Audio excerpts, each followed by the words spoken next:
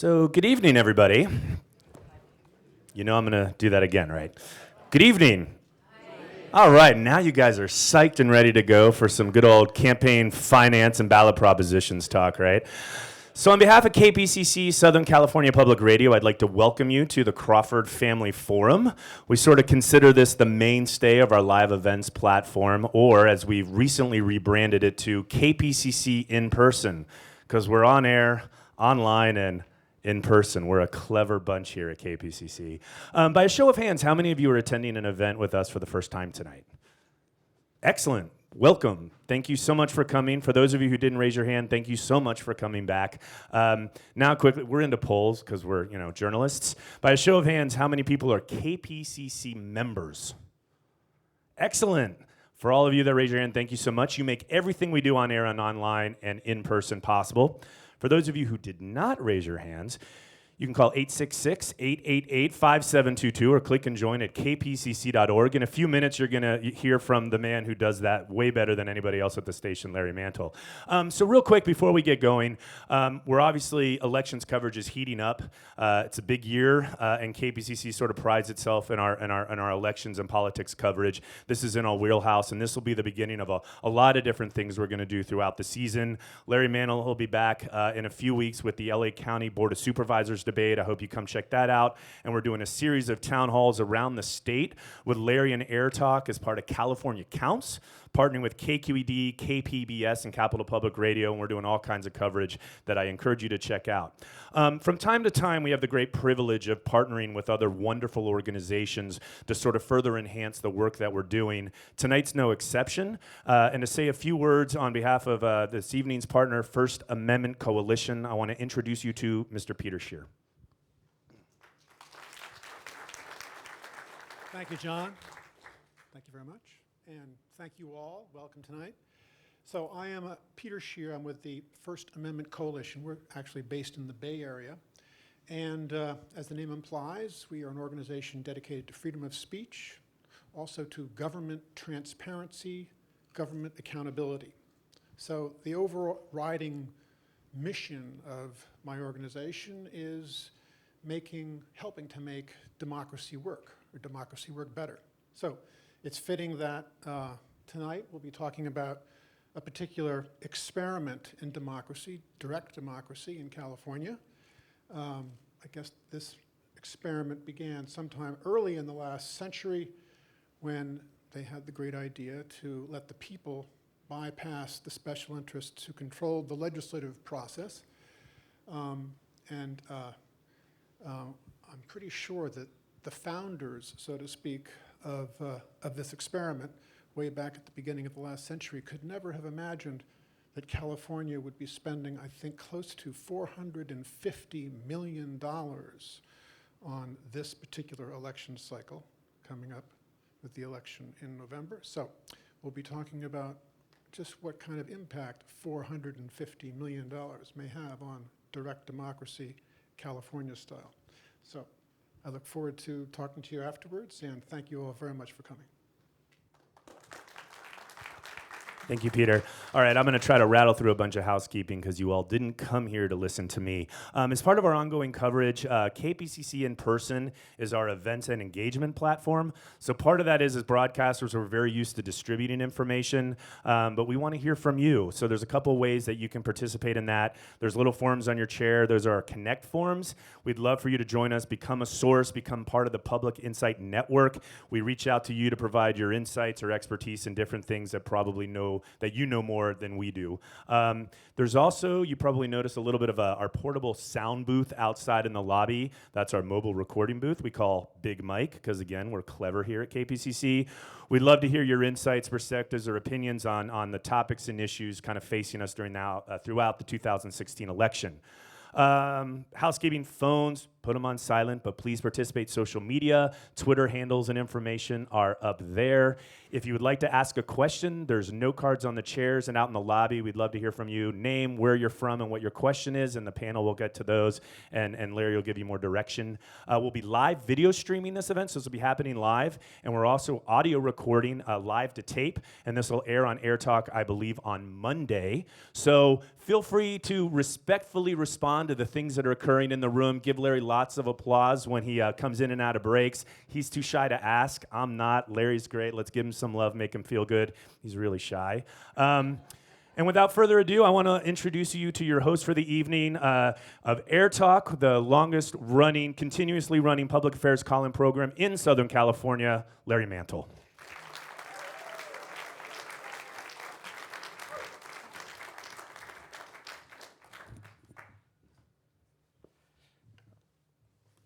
Well, good evening. I'm glad there are so many public policy nerds like me who love this stuff and really get into it. I was wondering, frankly, if we'd have much of an audience, because those of us that are so interested in this really dig it.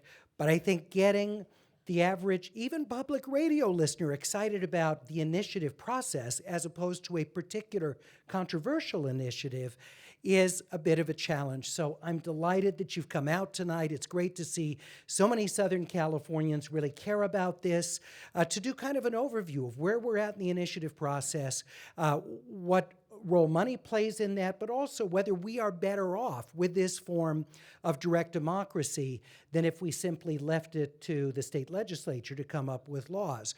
Or what about something in between, maybe more limited sorts of initiatives than the almost anything goes that we have currently in California. So we'll get to some of those issues. Just one thing I want to mention to you is this is going to air, as John said, Monday. It'll be noon hour. That's unless there's some huge news day, of course. Whenever we have a recorded program, it's always subject to the events of the day. But the plan is Monday at noon. You'll be hearing this on Air Talk. So let me introduce our panelists who are joining us from throughout California. We're delighted to have their participation. We begin alphabetically with a gentleman you hear a great deal on Air Talk.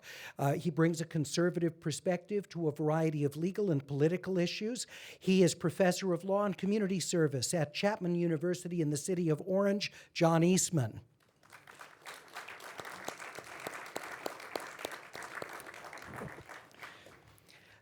Next, we have the Chancellor's Professor of Law and Political Science at UC Irvine. He's been a frequent guest with us on Air Talk with everything election law. We're very fortunate here in Southern California to have a man who is one of the nation's preeminent experts, author of books on the topic, widely quoted in media across the country, but he's our own in Southern California, Richard Hassan.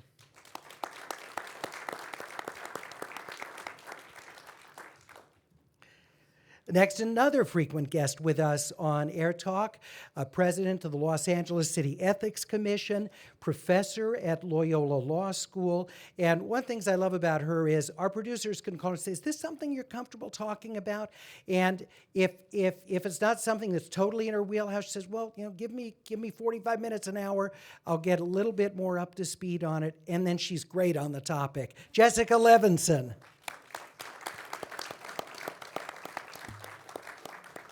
And that's not to say you're not expert on the stuff you don't need prep time.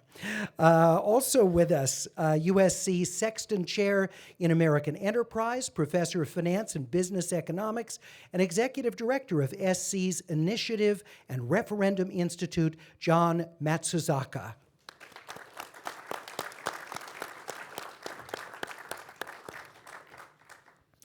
Next up, a man whose name you may recognize because it was on your California ballot with the last statewide election. He ran for Secretary of State in California, Republican candidate. He's the interim dean at Pepperdine School of Public Policy and executive director of Pepperdine's Davenport Institute, Pete Peterson. And finally, the man from whom you just heard, the executive director of our partner for this evening event from the First Amendment Coalition, Peter Scheer.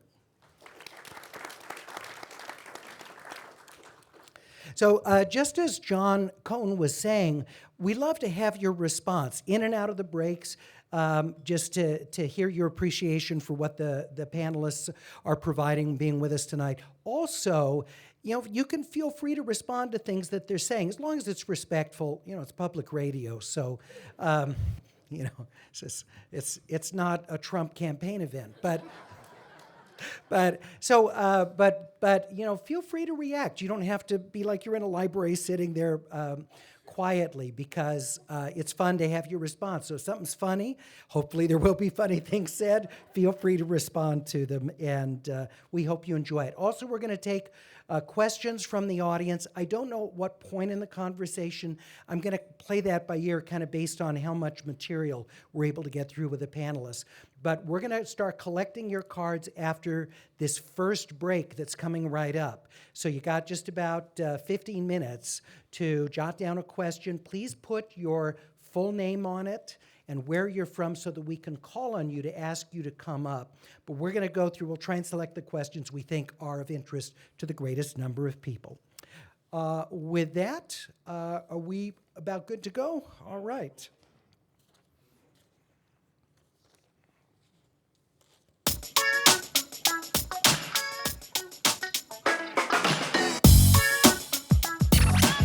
From the Crawford Family Forum at KPCC, this is Air Talk in Person. Welcome, I'm Larry Mantle. Great to have you with us. If you follow California politics, you need only recite the numbers and you know the areas of law. Proposition 13, property taxes. Proposition 8, same-sex marriage. Proposition 65, toxic substance warning. Who else in other states knows about their toxic substance warning or even has one? But we in California readily pass initiatives that we think are of public interest. We reference ballot initiatives here the way that baseball fans reference home run numbers. But are citizen initiatives the best way to make law? And are they really these days citizen initiatives? Which organizations and individuals are able to qualify ballot props, and where is the money coming from that funds both sides? That's our focus of this special in-person Air Talk. Well, let me begin with one of our panelists, Loyola Law Professor Jessica Levinson. We've had some landmark propositions that Californians love, like Proposition 13, arguably more popular today than when it was passed. And the legislature never would have passed 13. So do initiatives do more good than harm overall? No. Why not? Should we just stop? Yeah, why not? So some initiatives are popular, but I don't think that necessarily means they do good things. And some initiatives are unpopular, and they might do good things. But I think that the problem with the initiative process is that it was, as we kind of talked about it, this progressive era reform that was meant to guard against the influence of special interests over the legislative process. And what's happened as a result of a series of court decisions is that I think those same special interests are really the ones that are controlling the process. So Prop 13, a lot of people I think benefit from low property taxes on their homes. I'm one of them, but there's a consequence to all of these ballot initiatives. And whenever we vote on an initiative, we make a decision kind of just in isolation. Do you want lower taxes? Yes. Do you want this program? Yes. But we don't always have a comprehensive view of what happens as a result. Well, let's take 13, though, because in that example, the legislature raised other taxes in the absence of property taxes. So, yes, for local schools, for community colleges, this created problems. They had to work around. Community colleges boards can't, raise taxes anymore on their own. So, yes, you're right. There were consequences the average voter didn't necessarily know anything about, but this is something, nonetheless, that's popular that the legislature never would have done. And I think that there is a place for direct democracy. So I think there are specific things that the legislature would never do, and it might be appropriate to use direct democracy. For instance, the Independent Redistricting Commission, I think, is one of the few examples where it kind of directly affects the ability of legislators to keep their jobs. Now, it's a check on legislators. Which is a check on legislators. I don't like term limits, but you could say the same thing about term limits. Campaign finance reform, some some limits on the amount of money, when and how you can spend it. I think the same thing. It directly affects the ability of legislators to run for office and keep their jobs. But Prop 13, I think, one example of unintended consequences, even 3 strikes. A lot of the criminal initiatives are either, once they passed, I think they're very popular. They're always named after, Like Jessica's Law, for example, about those convicted of child abuse. And a lot of those initiatives end up being litigated. A good percentage of them, some part ends up being thrown out. And they're also very expensive to implement in ways that I think that the public just really doesn't play out. So who wants to tag along on this and talk about, whether on balance, initiatives do more good than harm or not? Anyone with a divergent view from Jessica Levinson? I'll say a little bit on that. Yes, Professor John Matsusaka of USC, where he is Executive Director of the Initiative and Referendum Institute. Anytime you look at any democratic process, you can point to laws that you like and laws that you don't like, which is the tricky thing. So I think we can all look at ballot propositions, and there's some that we wish hadn't passed, and some that we support. It's the same thing for legislatures. There's some things that we don't like that they did, and some things we like that they do. So what you really have to do with any democratic process is add it up, and in some sense on net figure out if it seems to be a good idea or not. The basic idea of ballot propositions was to provide a check or an out. In instances when the legislature seemed like they weren't going to do what the people wanted them to do, the people would at least have a route that they could go down. So Proposition 13 is a good example. Some people like it, some people don't. But the state was at that time accumulating enormous surpluses. There were a lot of people who were on fixed incomes, whose values of their homes were going up, their property taxes were going up, and for one reason or other, the legislature didn't move on that issue. The voters came around and actually forced them to move on it. Was it the perfect way to do it? No, there's some things that I think we would all tweak. But I think it's not bad to have a safety valve in there in the system. And if you look at overall, is this a process captured by interest groups, or does it seem to be responsive to the majority? By and large, on average, the evidence suggests that the majority tends to rule on this. Not always. The interest groups matter, but they matter in legislatures too. But on net, this seems to be a process that sort of lets the majority get their way a little bit more than otherwise. Yeah, Pete Peterson was candidate for California Secretary of State and runs the Davenport Institute at Pepperdine University. Yeah, I would just add to Jessica's point. Jessica is looking to bifurcate the use of the initiative and referendum, thinking that, it would be good for some political reform issues, but maybe on some other issues it wouldn't be as helpful. And I would argue that actually you can go a lot further than that, right? So there are issues, say, around pensions that I really don't think that most city councils or certainly the California legislature is tackling effectively.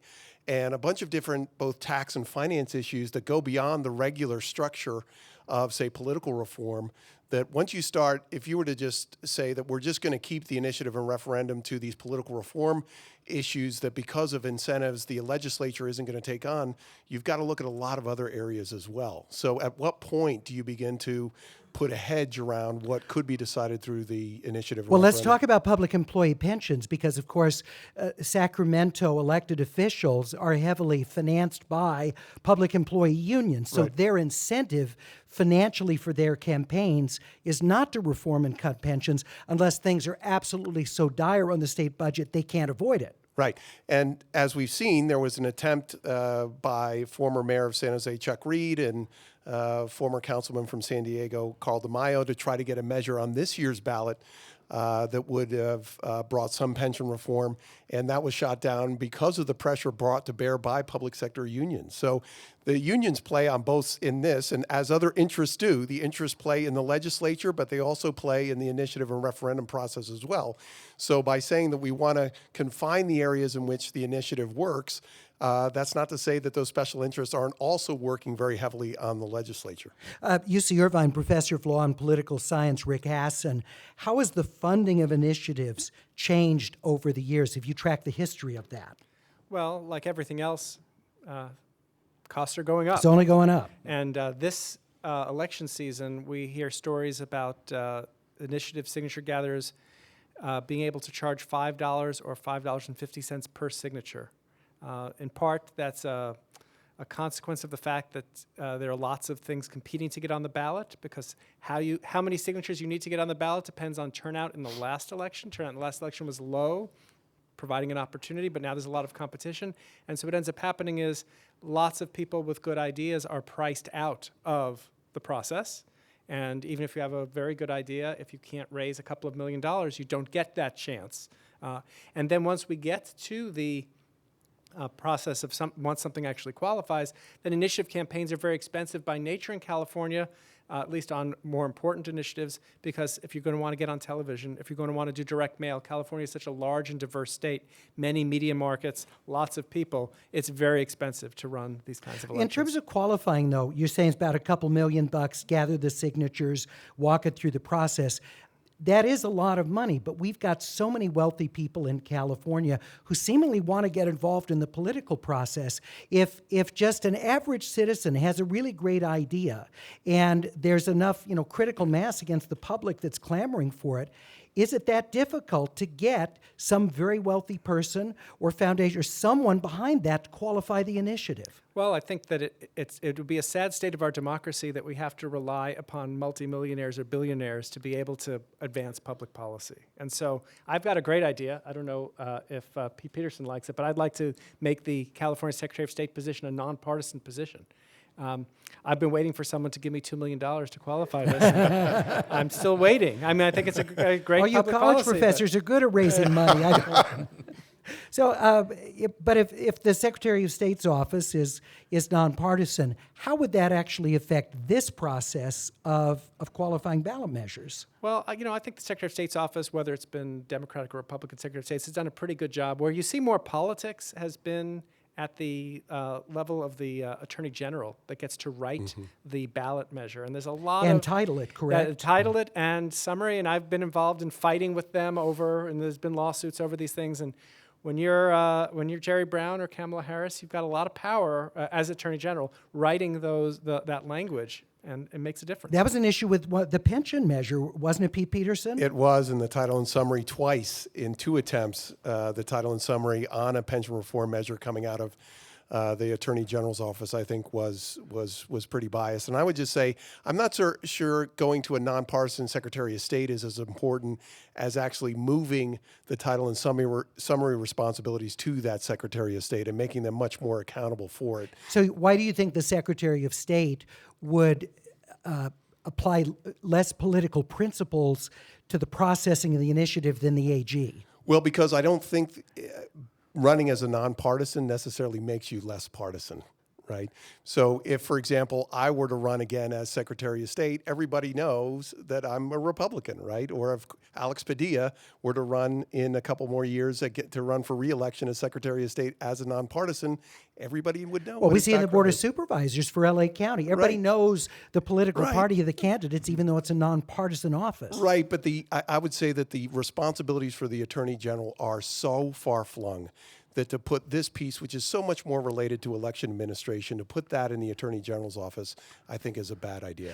Peter Scheer, First Amendment Coalition Executive Director, let me bring you into the conversation. How do you see this sort of debate over the influence of money in it playing out with legal decisions that we've had recently?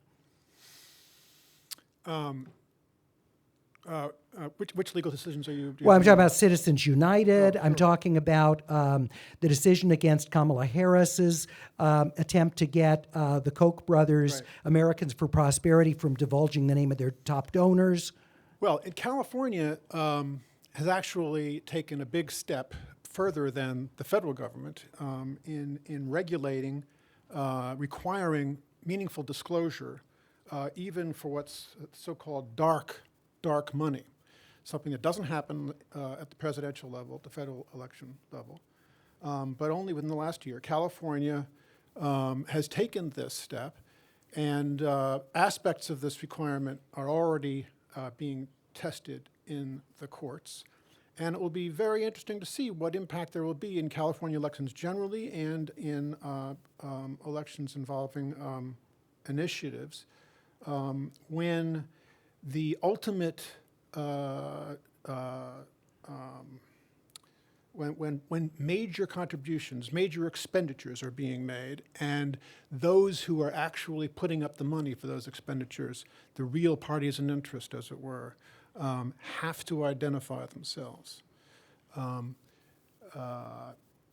litigation that we've had has involved the Koch brothers, but there are all kinds of donors on both sides of the aisle. Hold that thought. politically. We'll continue our conversation. We'll come back to KPCC's Crawford Family Forum. We're talking about California's initiative process, the effects of money in that process, and whether on balance the initiatives do more good than harm in franchising California voters. We'll be back right after this live update.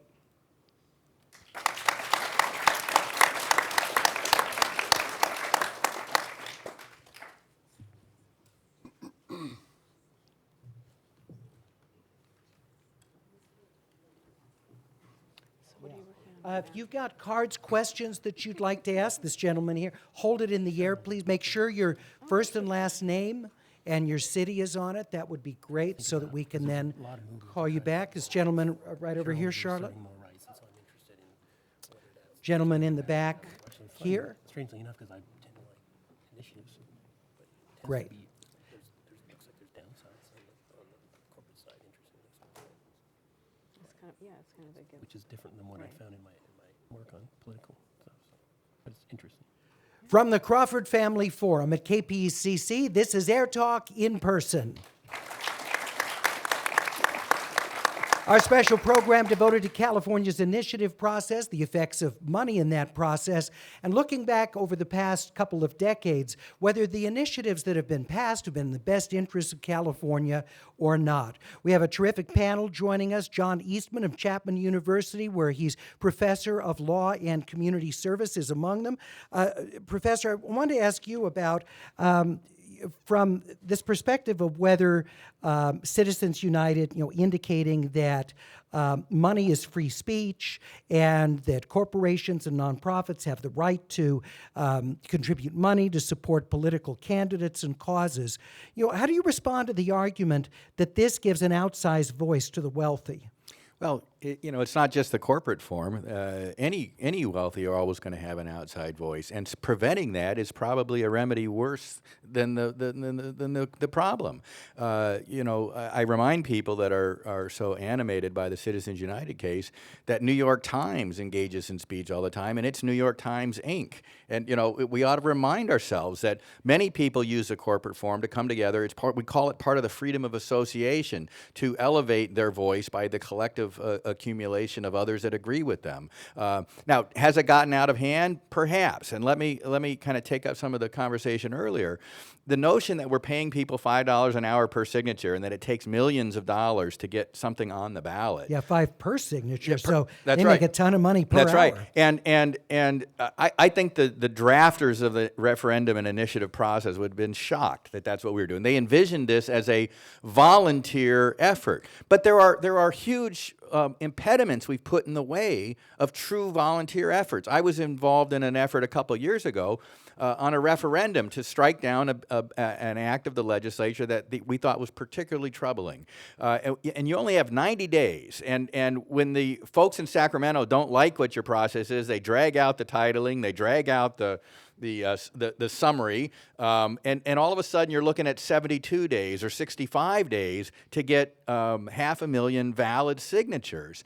And it's almost impossible to do that with a largely volunteer effort. Maybe one of the reforms we could talk about to make it, return it more towards citizen-driven rather than paid-driven is extend that time period so that you actually have time to organize and have a movement of people to say, we didn't like what the legislature did there. We're going to put it on a referendum and put it to the vote of the people and see if the people agree or whether the legislature's out of step with us. Does anybody agree with that idea of extending the time of the process? Peter Scheer. Unless you made other changes at the same time, is that you would end up with even more initiatives ending up on the ballot.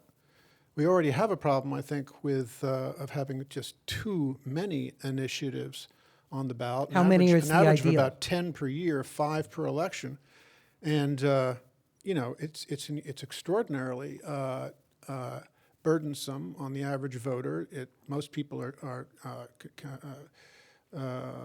have a lot of difficulty getting up to speed on all of these issues. And if the point is to have the people to exercise their wise judgment as the ultimate sovereign, rather than elected representatives in the pocket of special interests, you can't give them 20 petitions to How many is absorb and vote ideal? on. How many is ideal? 4 at the most, Okay. 4 or 5. John Eastman? You know, if there were 20 that were straightforward, single issue without a lot of confusion, you could do 20. The problem is we even on the 4, you kind of put in, and it's you think you're voting for something, but in fact, buried in the fine print is exactly the opposite. And so, you know, part of it is the ability to manipulate the process that I don't think was envisioned when the process started. And I don't quite know how you address that. I mean, you don't want some unelected board of censors and overseers telling you, no, that's too confusing, you can't do that. It's hard to figure out what the remedy for that problem is, but I do see it as a problem. Jessica Levinson, Loyola Law School, do you think that some of these propositions are intentionally confusing, that is in fact part of the motive here? Well, I think they're intentionally designed to pass, and sometimes that means that they will be a bit confusing. So, I mean, Rick talked a bit about this, where the Attorney General has great power when you're deciding the title and the summary, because the truth is that, other than the people in the room, most people encounter a ballot measure and a proposal for the first time when they're in the ballot box, I think, or when they get the voter guide. So it's incredibly important what that title and summary is, but it doesn't always tell the full story. So I think that, whether or not they're intentionally misleading, the battle is largely won or lost at the title and summary phase, because people really don't, do what everyone on this panel does, which is they open up the guide and they really go through the entire text. And the problem with that is that these are proposals that haven't been filtered through the legislative process. Now, the legislative process is far from perfect. Filtered is a generous word for filtered that process. is a generous word, and so certainly that process is far from perfect, but this is by definition not a deliberative process, and voters are making their decision based on little information. Now, I think that there's been good studies, and John has done really good work on this, talking about whether voters just use heuristics, like whether they use cues that essentially tell them how they should vote based on who's endorsing, and so they kind of end up at the right conclusion. But I still think that this is an incredibly low information area for voters. I want to talk about, Professor Matsusaka, USC. Yeah, I mean, how do voters decide these things is a really interesting question. I think we have to be very careful. We are giving voters really difficult tasks, and it's not just all the ballot propositions on there, but you're voting on judges, you're voting on local city councilmen, you're voting on try to get information on some of these their positions. It's almost impossible. It's not even there. So we're asking people in democracy to vote on a lot of things that's very hard to get information on. I actually think ballot propositions are one of the ones where it's relatively easy to get information on, at least at the state level, because the state publishes a lot of good information. But as Jessica said, what people do is they typically don't read the text, the details of the text when they make their decisions. They typically rely on recommendations or endorsements from other people who are more experts. And I don't think this is actually a bad thing. If you try to read some of the text of these, I don't even think you would necessarily understand it. They're written by lawyers. They're pieces of legislation. You need somebody else to interpret them. But if there's a measure, the example I like to give, if there's a measure that's called the forest preservation measure, and you want to know, well, is that really going to save the forest, or is that something that the timber industry put on there? We don't know what your position is, but let's suppose that's your question. Well, you can go out and look at what the Sierra Club says. Either way you want to go on it, and you can probably find out how you should vote on that without having studied all the details of the text. And there's one last thing on this point. Sometimes people are still uncomfortable with this notion they're uncomfortable with the notion that people don't actually read in detail everything they vote on, that they rely on endorsements. But the truth is, that's the way legislators work too. The governor signs about, I don't know, more than 1,000 different bills during every session. The legislature votes on many, many more. They don't read all these line by line. They rely on expert opinion as well. So I don't think that any of us should feel bad as voters if we rely on expert opinion to some extent as well. That's the way everybody does it. Yeah, in fact, if you talk to, I have California governors and they tell you what they've read or what they're, in many cases, they've been exposed to less than the typical public radio listener who listens on a daily basis. It's rather shocking to hear some of the decisions, whether they're going to sign or veto what's a very important bill. Pete Peterson. Well, I think Jessica brings up a good point about the lack of deliberation within the ballot initiative process. And I've observed a very interesting process up in Oregon State called the Citizens Initiative Review, which gathers what they would call a citizens jury of representative Oregonians. And they hear arguments from both sides of a ballot measure issue. And they actually write their own ballot summary and vote as a group of usually around 20 people. And that information goes into the ballot packet. And aside from the pro and the con positions that are usually in most of our ballot information packets, which, as you say, Jessica, are usually written by attorneys trying to sell a particular measure, I really do think that that's an interesting perspective on gaining kind of a everyday citizen's perspective on that. Well, it's kind of it's interesting because didn't our system of initiative, wasn't that modeled on Oregon's when it was adopted in California? Yes, it was. I think that's where. So it's funny that they're looking at this alternative way of crafting initiatives. John Eastman. Yeah, my concern about that, I think it's a good idea in theory. I'm looking for. It's been in operation for a couple years now, and I'm very curious to see how it plays out over time. One of the things we find from these neutral, nonpartisan citizens commissions, if there's politics lurking anywhere near them, it gets politicized eventually. And what I'd be very curious to see on whether they can withstand the politicization of that review process so that it doesn't end up just adding another layer of bureaucracy to what ends up being bad about the system in the first place. I completely agree with you, John. I would just say, as someone who's observed that and gone up to Portland to see this process work, you can tell there is a lot of politics around it, and you're absolutely right to suppose and want that we protect this citizen jury in making their decision. But in the same way that we trust juries to make really life and death decisions, and we hope that they're not being influenced when they're in the jury chamber, we would hope that you'd be able to preserve that same kind of deliberation happening within the citizen initiative review process.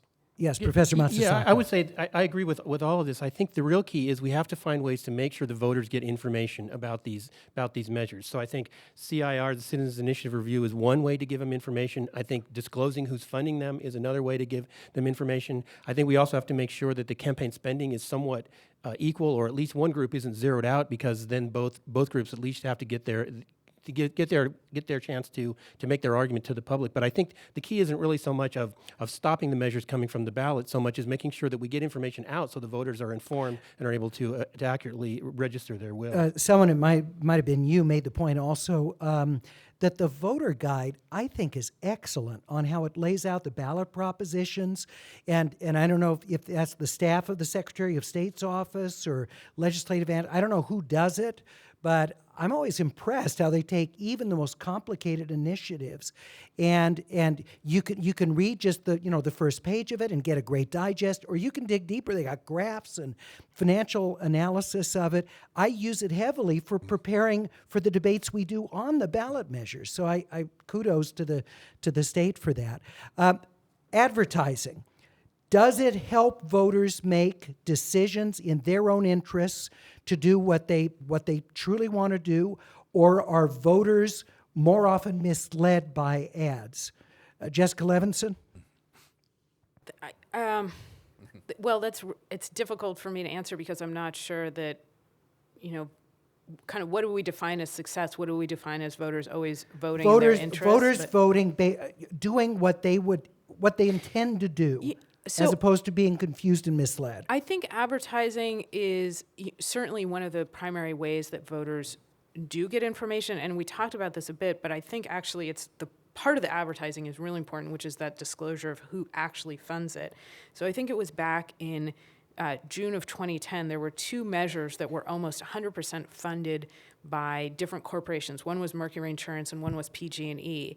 And what you saw in the beginning of the polling, if I remember correctly, was that they were fairly popular. But then once there was more advertising, which included the disclosure of, this is 95% plus funded by either Mercury Insurance or PG&E, the public began to be educated and understood who was going to benefit from those measures and why they were really on the ballot, and they ended up both failing. So I think advertisements can, like any other campaign material, sometimes they can be misleading and sometimes they can be educational, but it's really that I think increasingly it's the kind of, quote, true funder that provides the public with a lot of information. But of course, that can have a knee-jerk reaction as well, because just because a corporation or a labor union or a super wealthy individual has a vested interest in the outcome of the initiative doesn't also mean that it might be in the vested interest of the majority of Californians. Sometimes those interests are aligned. So if people just knee-jerk,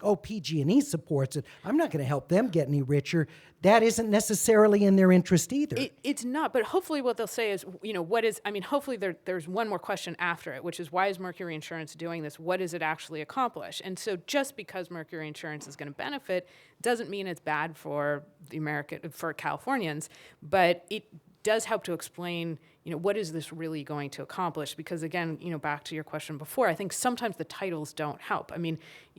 People for American Pie doesn't help me determine. I don't eat gluten, so I'm not going for that one. But everybody else is. The gluten lobby, right?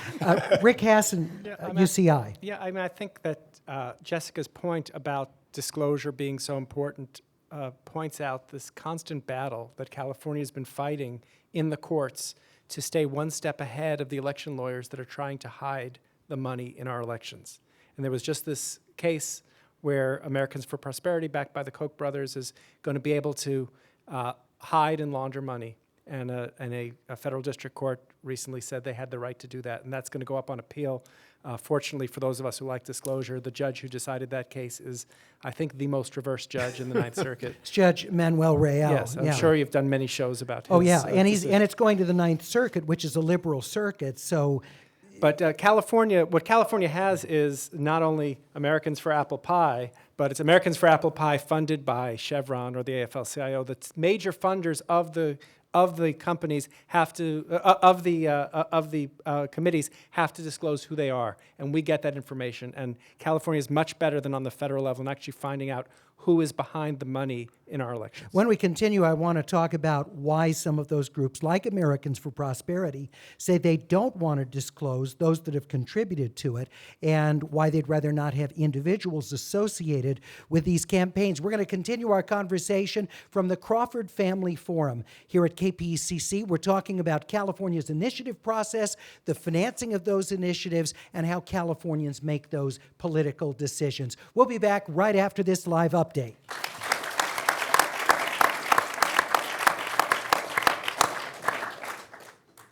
Arizona's doing Yeah, I know the folks that are. So what I would like to do is to get to some questions perhaps halfway through this segment. So if you don't mind being patient with me to come up to ask your question, that would be great. But they're going to use that. Matthew in Playa del Rey, are you? Let's see. Where's our microphone? Disclosure, I think. Oh, is it a handheld, or are we going to have people? We're going to get you right over here. All right, Matthew, if you'd like to come right over here. But there have been other cases involving this group. Is there a controversy about that now, or are you reviving it? Todd of Hermosa Beach. Reviving it I for hadn't the heard. 3 people. All right, great. Glad we're getting South Bay Area checking in. This is great. Glad to see it. San Fernando Valley, Canoga Park, Joseph. Joseph, great. You want to just slide up a row there? Let's see.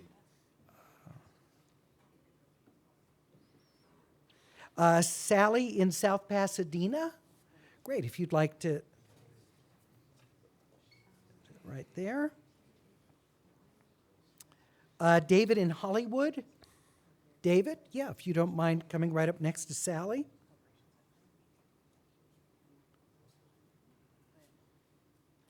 And Ian in Monrovia.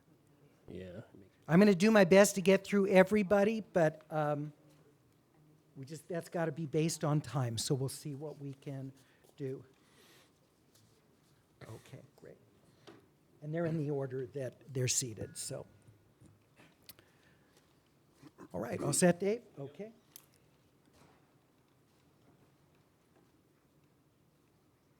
From the Crawford Family Forum at KPCC, this is Air Talk in Person.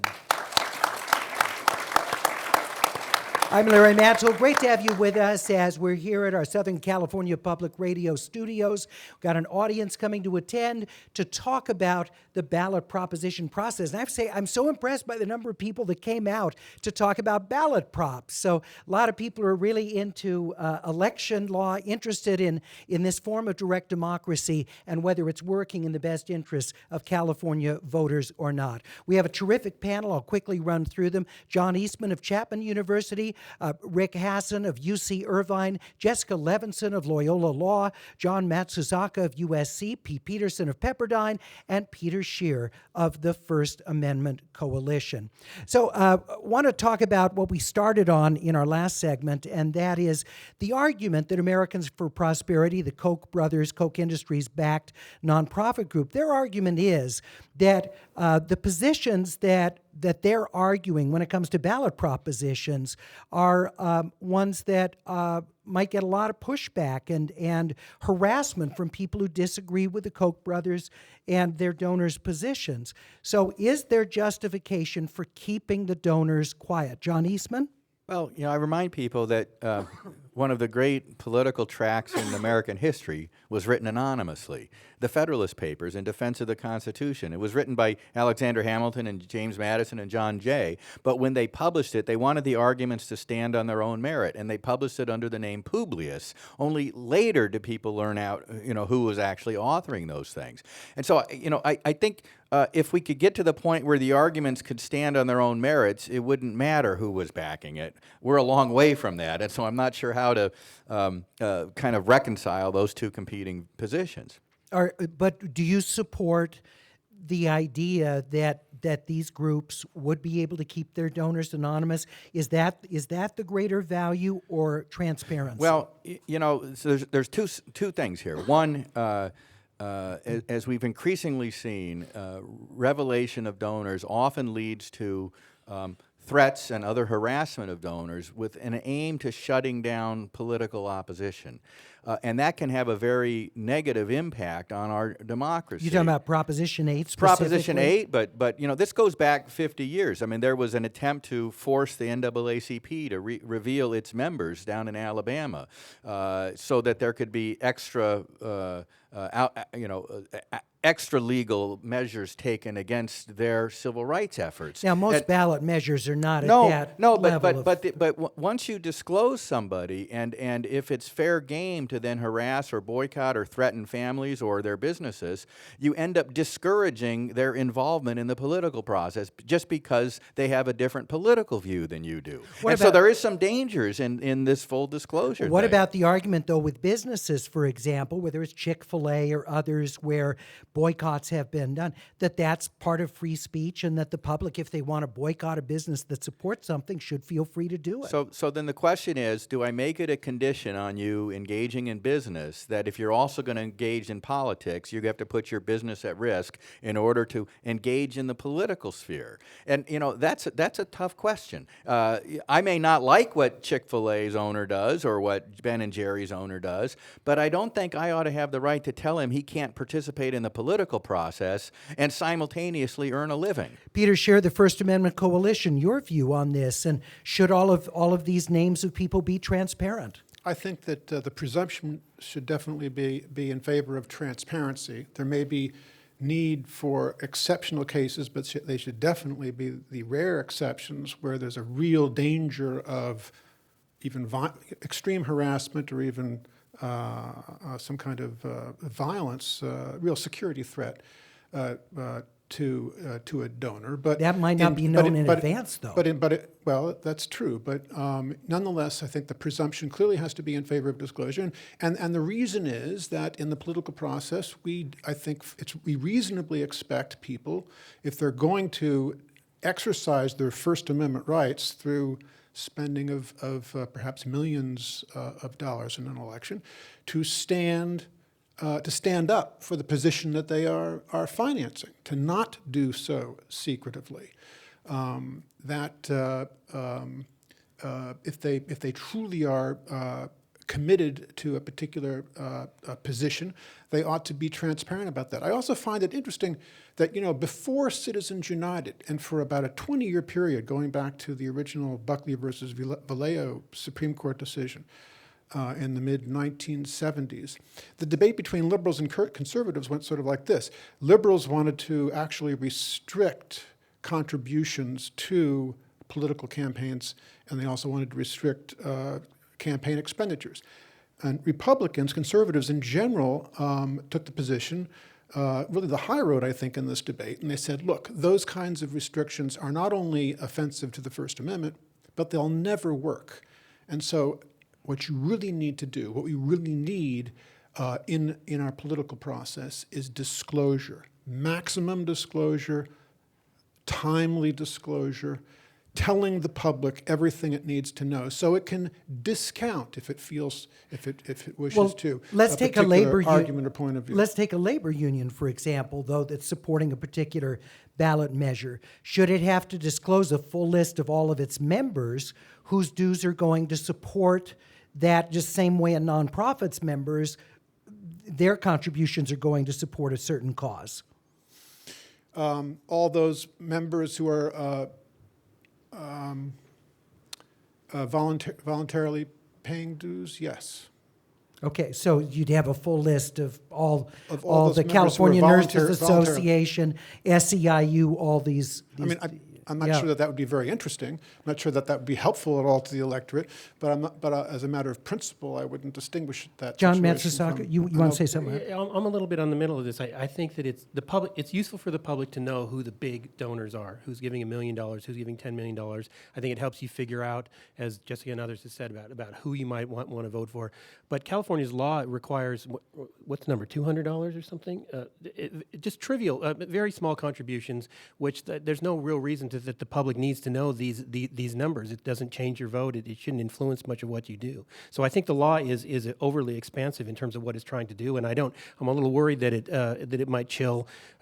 People are a little bit afraid to talk about politics now with other people. I think a lot of people just wouldn't want themselves to show up on some online search where somebody puts a pin on and their address comes up they gave to one of the campaigns. And I think that ultimately that's unhealthy for democracy if people are afraid to participate. And there's no real public value in that kind of information for those small contributions. Rick Hassan, UCI, then Pete, I'll come to you. I would just distinguish between two things. One is the threat of harassment, and that turns out to be very rare. And in fact, we know from the Prop 8 case and from a similar case up in Washington State, when there were trials after the fact, that rank-and-file donors did not face what the courts found to be unconstitutional harassment. So that's one issue.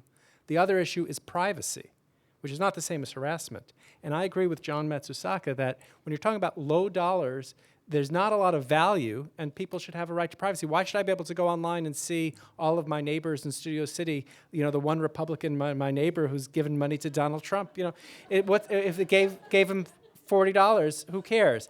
I care about the $10,000 donations, the $100,000 donations, the $1 million donations. That's why I'm worried about the money that's going through all of these various committees that are trying to hide who that is. There should be no threat of harassment, no right to privacy in almost all ballot measures for almost all people spending large amounts of money. Pete Peterson, Pepperdine. Yeah, and I'm just joining in with John as well. I mean, but harassment works in ways that sometimes are not quantifiable, right? We had the executive from Mozilla who gave $1,000 to the Prop 8 campaign and really did suffer attacks on that, and many would argue lost his job because of that donation. That chilling effect is not quantifiable to anybody else who might give to a future campaign. And nor did that $1,000 donation really have any dramatic impact on the advertising or the power of that piece of that ballot measure. What would the threshold be for you then to where a name would have to be attached to a contribution? Well, I guess you'd have to look. You'd start in, I would say, in the $50,000 range. But you could also be talking about measures that are different at the local level versus the state level, right? So $50,000 at a local level is quite a bit different than a state level. I might try to find a way to make it a percentage of the overall spend. Jessica Levinson, what do you think? So I agree that I think there needs to be a certain threshold, because we don't have an interest in knowing that, I gave $25 to a candidate for a supervisor. But it's not just, I think, thresholds, it's also kind of aggregating information. So if every law professor in LA gave to a certain ballot initiative, maybe that's kind of interesting. Or if everyone, if a certain ballot initiative was overwhelmingly funded by people in the real estate industry. So I think it's both monetary thresholds, and it's trying to look at, what sector does it come from, what area does it come from, again, giving voters enough information to try and figure out what's this really doing, because things like title and summary aren't always there. And, with respect to this issue, I do want to echo what Rick said. I mean, threats and harassment is very rare, and we kind of pointed to the two examples that are always used, which is the NAACP case from decades ago in the South and the Prop 8 case. But most ballot measures are not like that. And most of the time, if we are going to say, as the Supreme Court has, that spending money even in the ballot initiative process is speech, then I think it's fair to identify who the speaker is. And it's fair then sometimes people will speak back at you, and they won't like that. But that's kind of the cost of "quote unquote" speaking in our society, is that some speech will be met by other speech, and you don't always like it. What do you think about out of state money coming in for ballot propositions? Because on the one hand, you can say this is Californians' matter. Why should money be coming in from other states and other interests into a California race? On the other hand, from those folks' perspective, California is often a bellwether, and this is the first place this issue is going to be decided on by voters, and they want to have some effect on that. Well, I think it's very difficult to limit out-of-state spending, and I think what's important is something that that Rick was also talking about, which is just to try to identify who's actually behind that out-of-state funding, because we've seen a couple of high-profile examples of kind of funneling money through a number of different nonprofits, so that what matters, the problem isn't so much that it's from out of state. The problem is that I really have no idea where it's from. And I think the Arizonans for responsible leadership, or irresponsible leadership, as we might more aptly call them, was one of the first, a couple of, I think this was 2014, and there was a suit by the California Fair Political Practices Commission to say, we need to know who's behind funding this ballot measure. I think a lot of the money was going against Prop 30, which was the proposition to increase taxes that Governor Brown was behind. So being out of state in and of itself, I think, is just kind of impossible to say no to that. The important thing is to try and figure out. Can't throw up a wall at the California state line.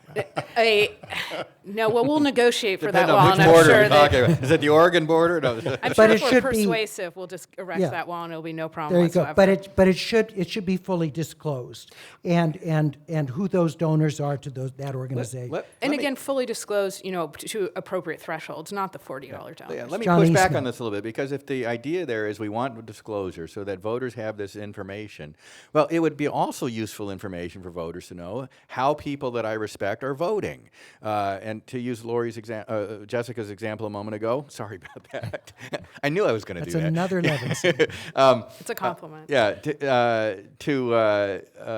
Use the example a moment ago, if all lawyers in town are voting for a particular measure or a particular candidate, that could be very useful information, pro or con, and yet we wouldn't think about demanding that people reveal how they're voting because of the sanctity of the anonymity of the ballot box.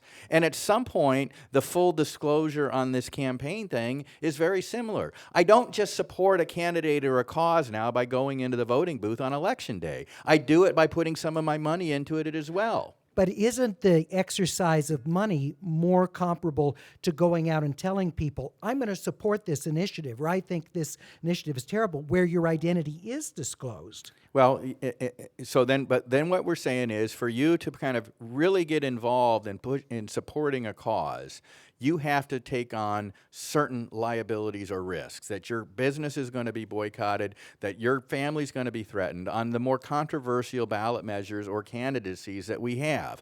Do we really want to make that a condition for engagement in politics? And I think that's a real problem. Well, Justice Scalia, in response to that argument, I know. quite a conservative justice, said, I wouldn't want to live in a country with all of this anonymity. It does not resemble the home of the brave. Yeah, that's right. And he completely ignored, ever since it was decided, the old McIntyre case, which says we have the right to engage in politics anonymously. All right. I want to, as we're getting close to close here in the segment, real quickly to go down the line. I want you to give me just 1-2 sentences how you would reform the system. Peter Scheer, First Amendment Coalition, how would you reform the system? Well, I would do whatever is necessary to assure maximum disclosure of donors, whether they be in California or outside of California. P. It's Peterson, relevant. how would you reform? Specifically for California, because I think we haven't talked about it yet, but the presence of the third house, this network of organizations that lobby and raise money for campaign funds for different measures, I would reduce their donation limits. All right, John Matsusaka. Well, I agree with some of the tweaks that have been put out here, that taking titling away from the Attorney General. But one thing that I guess I would like to see would make it a little bit easier for measures that have been passed to be amended. All right. Jessica Levinson. Well, we talked about disclosure. I also think it should be more difficult to pass constitutional amendments, and maybe we should think about things like supermajority, sunset provisions. Before it's permanently in the state constitution. And can only be undone by another vote. Rick Asson. Nonpartisan election administration and significantly raise the number of signatures required for initiatives, but allow them to be submitted over the internet. John Eastman. Oh, that's an interesting one. I would extend the period of time to do a referendum, because I think right now it's almost impossible to do it without major funding. And I would increase the threshold for donations. I agree with Jessica on this. Somebody that donates $200 doesn't give me much information, but I can use it to ill effect. We're going to continue. If you go to kpcc.org, we're going to do Air Talk overtime. With this Air Talk in person, we're going to hear from members of our audience asking questions as well. That won't be on the broadcast, but you'll hear it at kpcc.org. From all of us at Air Talk, have a great afternoon.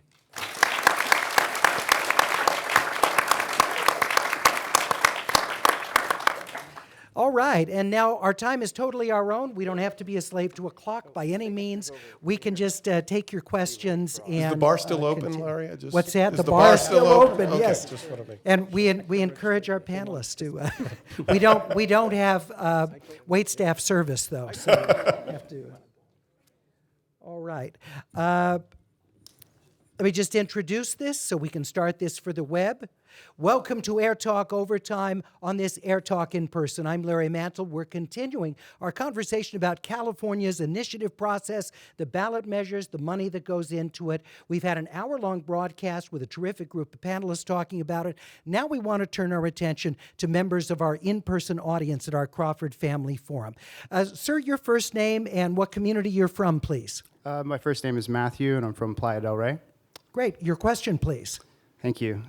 In your opinions, why do we see historically low voter turnout while also seeing the ease of accessing policy information rise? Why we can instantaneously access information through the internet, print, or other media, but people aren't coming out to vote? Why do you think that is? Who wants to take that on first? Pete Peterson? Yeah, I still think the best political science term on this is rational ignorance, right? Which is this understanding that because I have a single vote in a sea of millions of them, really, why should I be engaged? It's actually a waste of time if I want to affect something that to spend my time not only voting, but learning about what I should vote on. It would be irrational behavior. And some of the ways that I try to confront that when I'm giving talks in different areas is I'll usually pick out 3 or 4 of the local school board and city council races. And invariably, wherever I go to speak on issues about civic engagement, I can find 2 or 3 local races that were determined by 100 votes or less.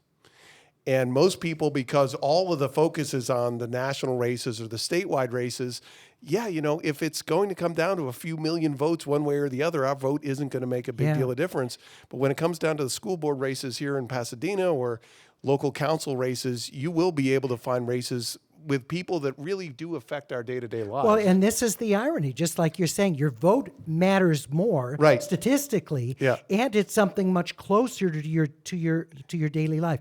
Anyone else real quickly want to weigh in on this? John Eastman? Our politics, modern politics, has become more reality TV, and it's not very good reality TV. We got better options to watch than that one, and so why would I choose the lesser of the entertainment? Anybody with a suggestion on how to encourage more voter engagement? So Matt Jessica and I, Levinson. Matt and I are on the board of an organization called See Political, and one of the things they do is create short videos that explain the ballot measures in 60 seconds or less. And one of the things that See Political just did is they quote unquote branded an election. And maybe you're going to say this better than I will, but they essentially created a mascot for the election in Culver City.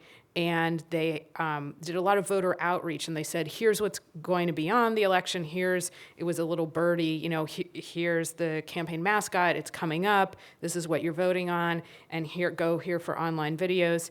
And of course, you can never say for sure that this was the only reason, but there were no, particularly hot button issues on the ballot, and there weren't super highly contested candidate elections, and voter turnout increased by about, I think, 90%.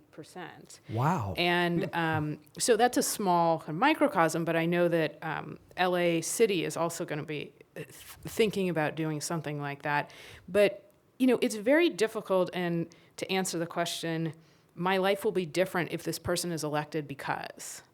And I think on the local level, maybe it's easier, but a lot of people don't interact with the government that often. They interact with the local government more. But it's very difficult to say, my life would change if this person is a state senator or isn't a state senator. I just have to say this is so simplistic, but in my observation, the people that I know that vote regularly find it interesting. I mean, that sounds so self-evident, but the people who don't vote don't find the process, it's more than anything else, they just don't find it interesting and don't want to take the time to be involved. And so I don't know how you get over that to make the process itself or the issues that are at play more interesting. John Matsusaka, I see you nodding your head. No, I totally agree with you. I mean, a lot of the people who are voting because it's entertainment for them. It's a fun thing to do. It's like going to a sports game. You follow it. You know the candidates. You find it entertaining to be part of it.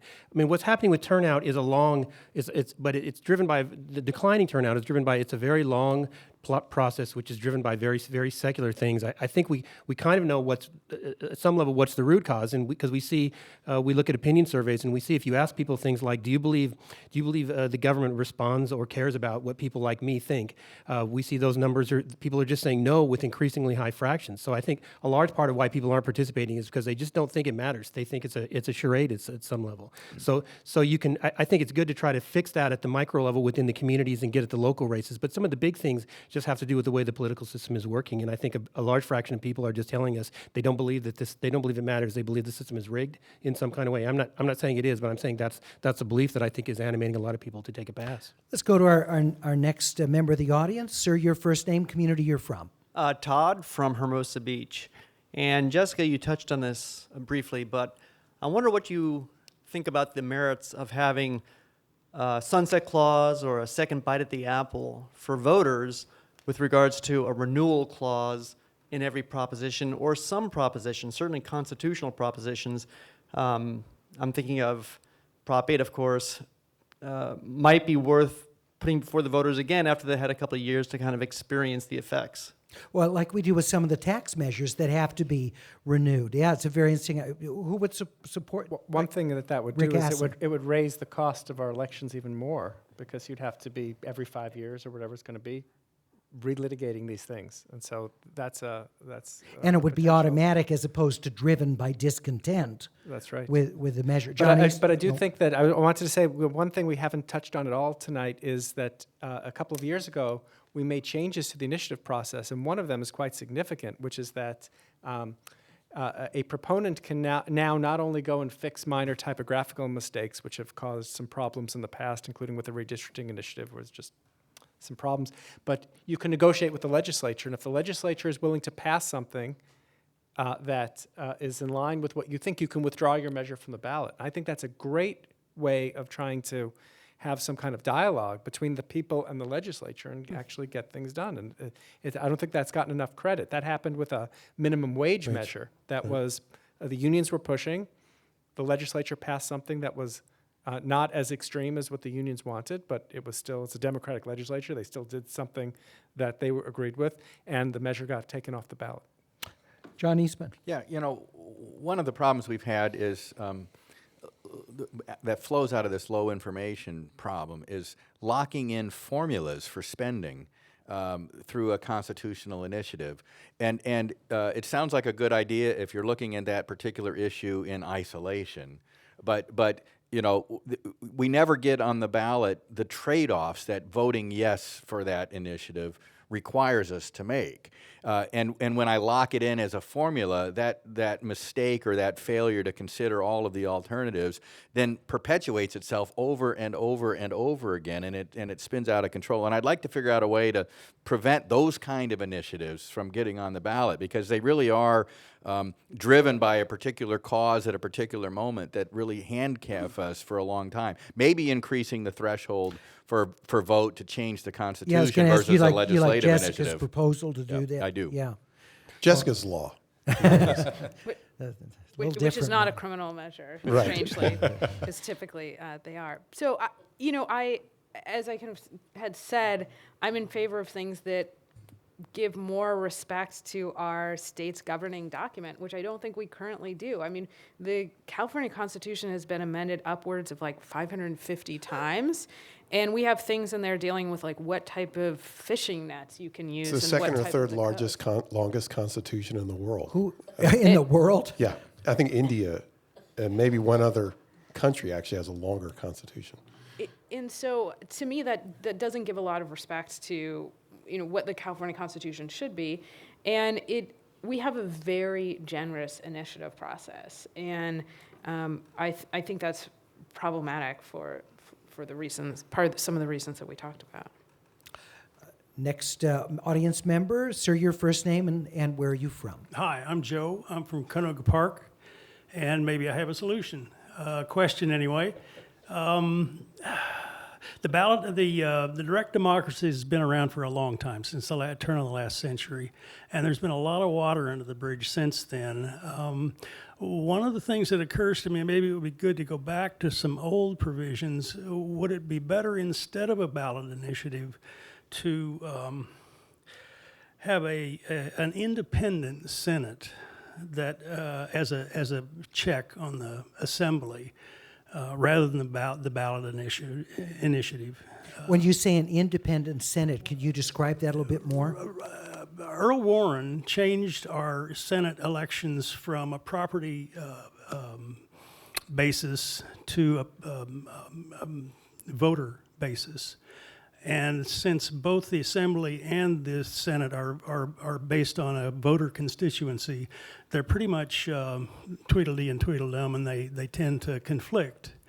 If we could have an independent Senate that was based on some other criterion, then they could provide a check on the Assembly, which was the original intent in the beginning.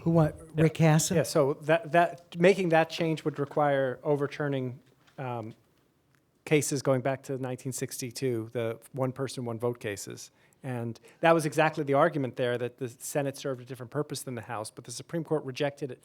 And just this year, the Supreme Court had a chance to rethink this one-person, one-vote standard, and the court unanimously decided not to do that. And so I don't think, there are lots of proposals. I would like to have spending limits on ballot measure campaigns, but the Supreme Court since 1981 has said we can't have them. So there are lots of what I think would be otherwise proposals that are worthy of discussion that we can't really talk about because they're off the table as the Supreme Court understands the Constitution. The No, the United federal, States US, Supreme yeah. Court.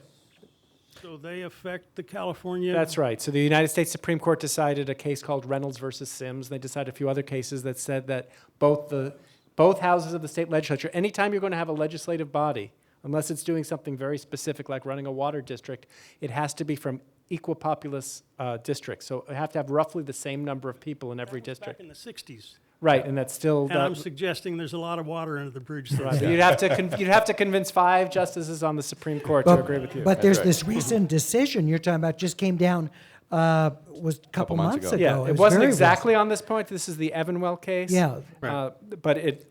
But they did. There was nobody on the court other than Justice Thomas. I know you hear that a lot, John. Nobody other than Justice Thomas really suggested reversing the one person, one vote decision. Yeah, All right. but you know but the Eastman. legislature that's not allowed that the court said could still have a different population base for the Senate and the House is the federal legislature, and there was a reason that federal legislature had the senators elected by a different mode of election than the House of Representatives, and it was to provide the precise check that the gentleman was talking about. And it would be good to, I mean, let's even, the senators today in Washington are even more directly elected than originally envisioned.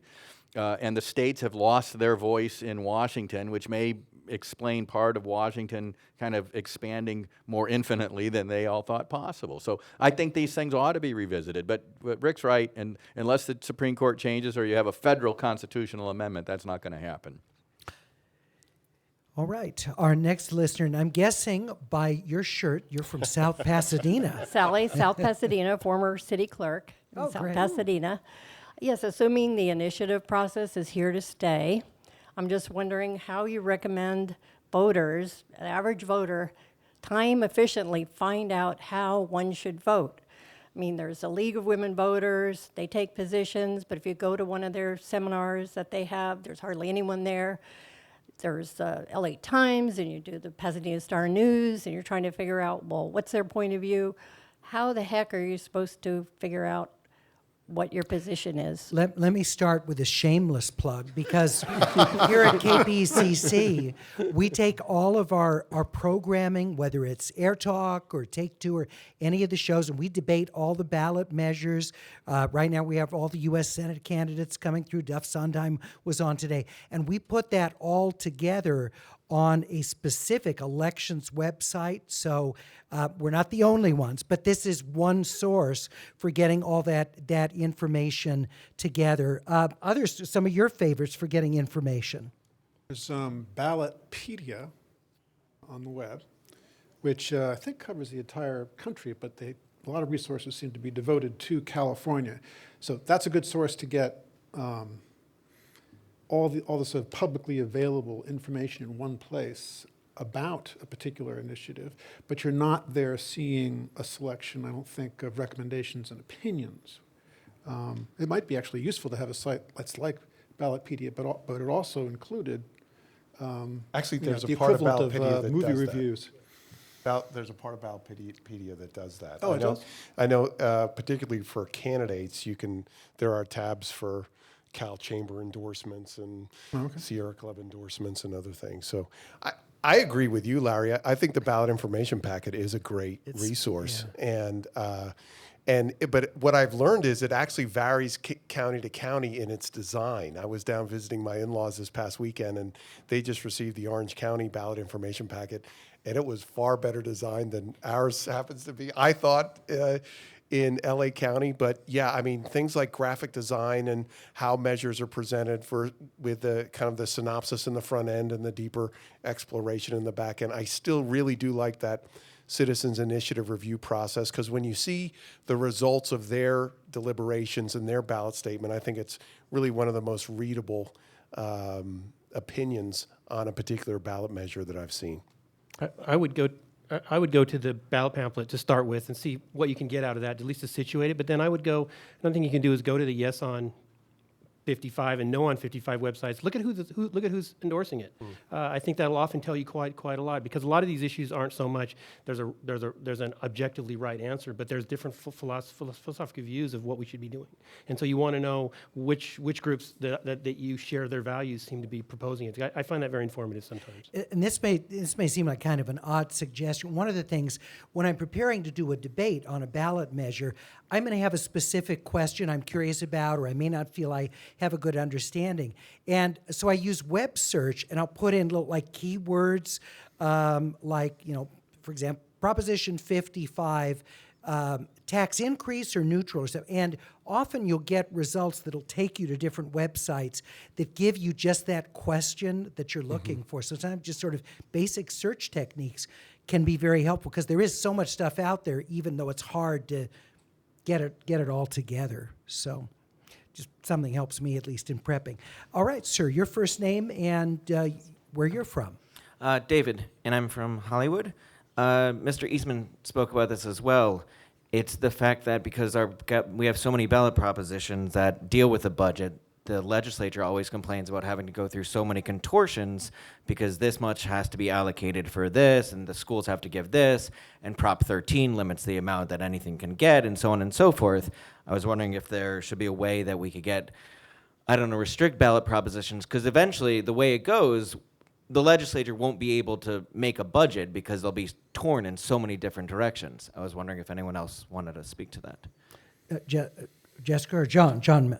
Oh, yeah. So this is some sense a canard, I think, that the legislature trots out and says they can't do anything. I actually once went through all the initiatives that had ever been passed in the state of California, and I counted up how much money they dedicated, and I counted out what's the percentage of the budget that's actually, in fact, locked in by initiatives. That number is 32%, but it's all from one initiative, in fact. Essentially, 30 of that 31% is from Prop 98 from 1988, which guaranteed that the state had to supply a certain minimum amount of spending for education. Now, that amount that it locked in was pretty much the historical average that it did all the time anyway. So it really wasn't a constraint. They're not going to cut education much below 40% of the general fund anyway. So my sense of the claims that the spending side has been locked in is not, there's just no evidence for it. On the revenue side, Proposition 13 does constrain property taxes, but there's no proposition restricting income taxes, corporate income taxes, sales taxes, and those are the main revenue sources. None of for those states. have gone up. Excuse me? None of those have gone up. Well, they go up, but No, the joke. initial process hasn't said that you can't raise those, and so I think the complaining that we can't do our job because the voters have taken it out of our hands is a little bit self-serving if you actually look at the facts. Anyone else want to weigh in on that? All right. I want to thank all of you for coming tonight and taking part in this KPCC in-person event and Air Talk. Great questions from members of our audience. Thank you all for coming out. I hope that you'll come back and be a part of our future programs that we do here, including the LA County Board of Supervisors debate for this local district here, North Los Angeles County, where Mike Antonovich is termed out. We'll be back here in a couple of weeks for that. So thank you so much for coming. Have a great evening.